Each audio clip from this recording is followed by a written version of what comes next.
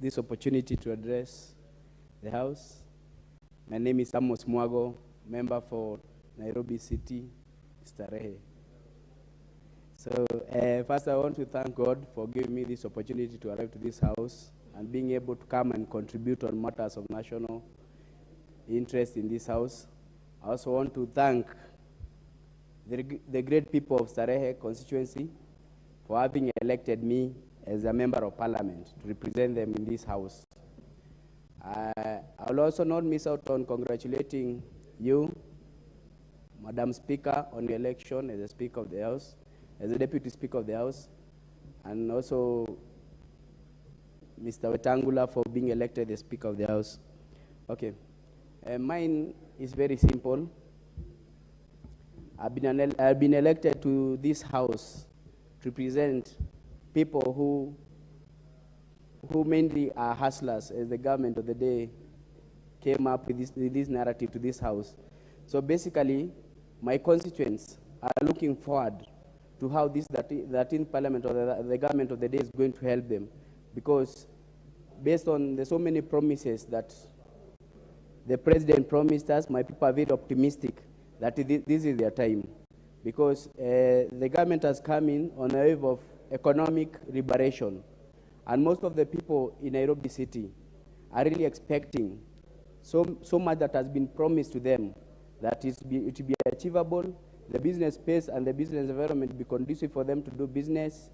There are going to be new markets that are going to be built in Nairobi City to accommodate very many people who are very unemployed. Job opportunities are going to come to them through this government. So in general, my constituents are very hopeful that their livelihoods will change. And that's why I come here to represent them as one of them and come to bring their grievances on this House. I really want to thank the President on the promises that he's given the people of Starehe, starting with what he talked about, the Hustlers Fund. Very many people in Nairobi, as you know, have come from up country to come to Nairobi looking for opportunities. And they are very optimistic that there are going to be measures and structures and systems that is going to make sure that their businesses are safeguarded, their businesses thrive, and their business can continue being on a growth path. About the issue of housing, I am a member of parliament for a constituency that has a very huge population that live in the slums. And these people are very optimistic that the upgrade affordable housing plan that the government promised is going to come and help them, maybe redeem their livelihoods and give them decent housing. But their major concern is, there has been a concern that maybe the structures that are going to be used in the affordable housing schemes may not be able to address the real issues that the people are going through, because we have seen other housing plans being brought on board where people who benefited are not really the slum dwellers. These houses have been brought up and then they've been sold out to other people who are not actually the residents of this area. So for us, it becomes like a scheme to evacuate some people and develop these places, then they are later on sold to people who are not actually, they are not needed people. So that is one of the concerns that my constituents have raised about this housing, how affordable houses, and the landlords who own those structures in the slums are very champions of affordable housing. But most often than not, when you have these upgrades, these people are taken for granted, they're evacuated from their land, the houses are brought up beautifully, and then they are sold to people who have money then. So that is one of the issues that my people are raising, and it's an issue that we need to address, because we cannot displace people and bring in other people who are not our constituents. Okay, on the matter at hand about the appointment committee, we really urge the people of that committee to really vet the nominees wisely, because we are in a new economic dispensation. We've never tried this bottom-up model. So when this bottom-up model, it is in initial stages, we need people who understand it very well to be the drivers of this model, people who are able to articulate issues, and people able to meet the expectations that have been the expectation that the people have with them on the ground, because people are so hopeful about this whole bottom-up model.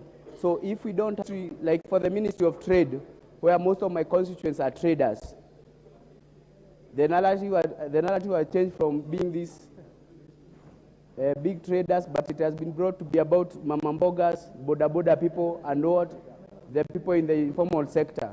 And my people expect that the Minister for Trade is going to address the issues from those simple setups, those cottage industries, those informal sector. How are they going to formalize the informal sector, which employs so many people in this city? How is he going to go around the issue of the imports and the import duty? How is he going to go about the issue of taxes, the issue of increasing the tax base and reducing the taxes on our people? The way we are going to expand opportunities to reach out to other regions, the way our people can be able to trade with other regions.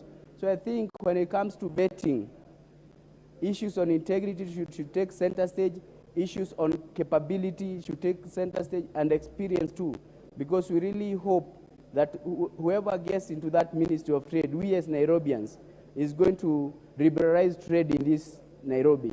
We expect more markets to be built so that they can accommodate our people. We expect so much that will change in our economy as we try to adopt this bottom-up economy. We expect us to be the key players, people who run small businesses in this Nairobi, to be the people on the table, making recommendations, participating, and maybe in decision-making about how they are going to have the economies of the day run in this government. I would also like to say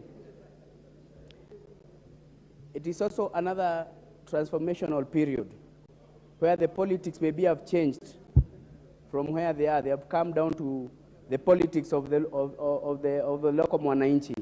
So we expect this cabinet that is going to be appointed by the president to show some difference in the way they are going to run their affairs, to show their relation with the local mwananchi still.